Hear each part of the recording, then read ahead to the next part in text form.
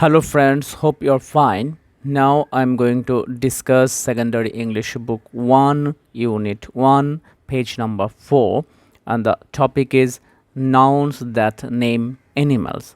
Here the question is write the noun for the name of the animal that makes each of the following sounds.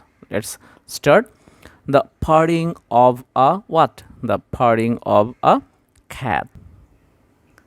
2 number, the barking of a dog. 3 number, the trumpeting of an elephant. D number, the roaring of a lion. E number, the neighing of a horse. The croaking of a frog.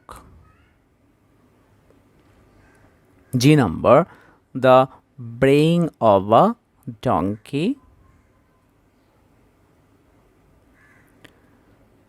H number, the grunting of a pig. I number, the bleating of a sheep. J, the crowing of a cock. K, the cackling of a goose.